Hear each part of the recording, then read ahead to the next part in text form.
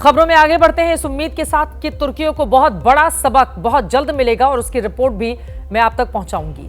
आगे बढ़ते हुए जनहित स्पेशल में बात हिंदुस्तान के स्पेशल की 23 मिनट 11 टारगेट। यह ऑपरेशन सिंदूर पार्ट 2 की कहानी का रिजल्ट है। 9 मई की रात भारत ने पाकिस्तान के 11 एयरबेस को निशाना बनाया था। पाकिस्तान की सेना की कमर तोड़कर रख दी थी और यह सब हुआ था महज 23 मिनट में। भारतीय वायुसेना ने पाकिस्तान के एयरबेस को एक एक करके टारगेट करना शुरू किया और मात्र 23 मिनट में उसे जमींदोज कर दिया। सीज फायर के लिए फोन करने पर मजबूर कर दिया। यह 23 मिनट दुनिया के 3 देशों की सामरिक शक्ति के लिए सबसे बुरा वक्त माना जाएगा। पहला पाकिस्तान, जिसके 11 एयरबेस तबाह हुए। दूसरा चीन, जिसके एयर डिफेंस सिस्टम यानी कि जैमर को भारत ने पाकिस्तान में जाम कर दिया। पाकिस्तान चीन के ही जैमर का इस्तेमाल करता है, जिसे रोककर 9 मई की रात 23 मिनट में मिसाइल से हमले किए गए। तीसरा वो तुर्की है, जिसके ड्रोन पाकिस्तान ने भारत में लगातार 2 दिन भेजे थे। भारत के आम नागरिकों के साथ एयरबेस को भी टारगेट करने की कोशिश की गई थी, लेकिन इन तीनों की हवाई शक्ति को भारत ने हवाई बना दिया और महज 23 मिनट में वो कर दिया जिसकी गूंज सदियों तक दुनिया भर में सुनाई देती रहेगी। 23 मई की पूरी पिक्चर आपको आगे दिखाएंगे, उसके पहले आपको कुछ दिलचस्प तस्वीरें दिखाते हैं। पाकिस्तान ने भारत पर जो ड्रोन और मिसाइल से हमले किए थे, उनमें से ज्यादातर ड्रोन और मिसाइल हवा में ही नाकाम कर दिए गए हैं। कुछ जो जिंदा बच गए थे, उन्हें आज डिफ्यूज किया गया है।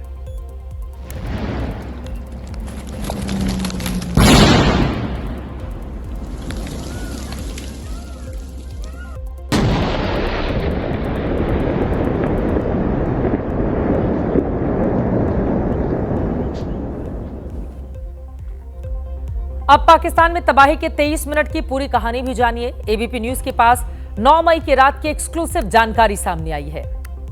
हुआ यह कि रात के अंधेरे में पाकिस्तान के डिफेंस सिस्टम को जाम कर भारत ने स्कार्दू एयरबेस, पाकिस्तानी सेना के हेडक्वार्टर रावलपिंडी का नूर खान एयरबेस, पाकिस्तानी पंजाब के मुरीद, सरगोधा, लाहौर, रफीकी, रहीम यार खान, पसरूर, चुनिया एयरबेस, सिंध प्रांत के जैकोबाबाद, सुकूर, भुलारी एयरबेस को ब्रह्मोस मिसाइलों से मार मार कर तहस नहस कर दिया। इनमें से ज्यादातर एयरबेस पाकिस्तान के लिए किसी काम के नहीं रह गए। 9 मई की रात अपनी इस बर्बादी को देखकर जिहादी जनरल आसिम मुनीर नूर खान एयरबेस के बंकर में जाकर छिप गया था। भारत के खौफ से मुनीर 2 घंटे से ज्यादा वक्त तक बंकर में छिपा रहा था। 9 मई की रात सुखोई से दागी गई ब्रह्मोस मिसाइल दुनिया की बेहद चुनिंदा सुपरसोनिक क्रूज मिसाइल है। ऐसे में उसे इंटरसेप्ट तो क्या, डिटेक्ट करना चीन, पाकिस्तान और तुर्की तीनों देश के बस के बाहर था। भारत ने ब्रह्मोस मिसाइल से दुश्मन के सीने पर वार किया, उसके एयरबेस को तबाह किया। इस दौरान इसरो की ओर से रियल टाइम डेटा एयरफोर्स को मुहैया कराया जा रहा था। प्लान बी के तहत नेवी और बाकी एयरबेस को भी अलर्ट पर रखा गया था। इस 23 मिनट के एक्शन के बाद भी भारत रुका नहीं था। बाद में लाहौर और कराची से रडार साइट को निशाना बनाकर नष्ट कर दिया। भारत की इस ऐतिहासिक कार्रवाई से पाकिस्तान सहम गया था और फिर उसने 10 मई की सुबह सुबह फोन लगाकर अमेरिका से मदद मांगी, भारत से सीज फायर की पेशकश की। भारत दुश्मन देश को सबक सिखा चुका था, लिहाजा उसने सीज फायर की अपील मान ली। पाकिस्तान के हुक्मरानों ने घुटने टेक कर मुल्क को बर्बादी से बचा लिया। अब भारत ने कहा है कि पाकिस्तान हमारे मोस्ट वांटेड आतंकवादियों को कायदे से हमारे हवाले कर दे। A message to Pakistan saying we are striking at terrorist infrastructure, we are not striking at the military, so the military has an option of standing out and not interfering in this process. They chose not to take that good advice. Now, once they got hit as badly as they did, satellite pictures which actually bring out very graphically how much damage we did. By the way, the satellite pictures also bring out how little damage they did. इन सब के बीच भारत और पाकिस्तान में cease fire को लेकर अमेरिकी राष्ट्रपति Donald Trump का आज 5वां बयान आया है। अब ट्रंप अपने पहले बयान से पलट गए हैं। आज उन्होंने कहा कि भारत पाकिस्तान में सीज फायर के लिए मध्यस्थता नहीं की। I don't want to say I did, but I sure as hell helped settle the problem between Pakistan and India last week, which was getting more and more hostile. And we talked to them about trade. Let's do trade instead of do war. And Pakistan was very happy with that, and India was very happy with that. And I said, I could settle that up. I could settle anything. अमेरिकी राष्ट्रपति Trump ने ही सबसे पहले cease fire की खबर social media पर post की थी और मध्यस्थता का बड़ा दावा भी किया था।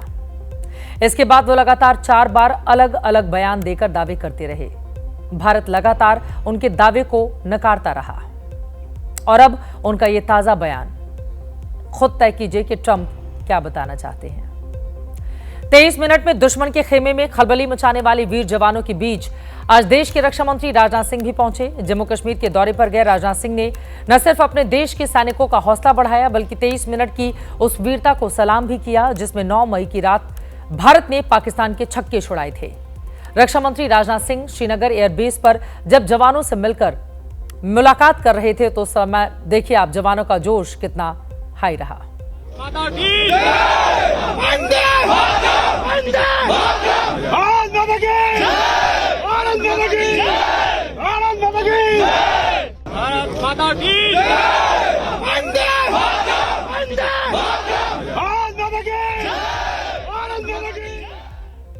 भारत माता की जय और वंदे मातरम, यही वो शब्द हैं जो हिंदुस्तान को बांध कर रखते हैं और सैनिकों की ओर से जब इसको बार बार रिपीट किया जाता है तो पूरा हिंदुस्तान गर्व से अपने सिर को ऊंचा करता है और इनको सैल्यूट करता है।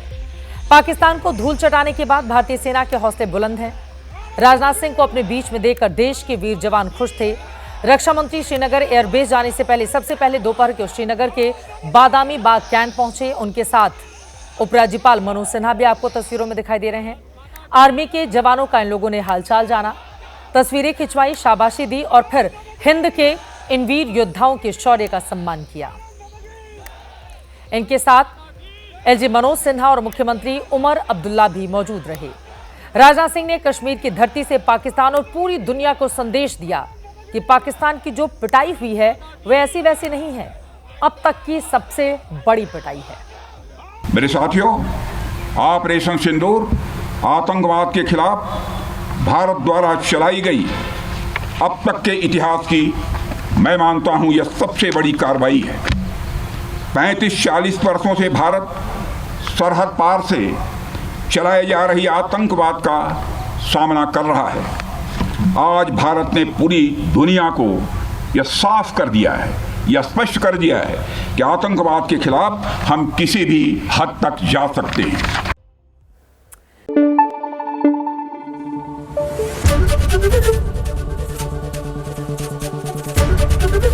एबीपी न्यूज आपको रखे आगे।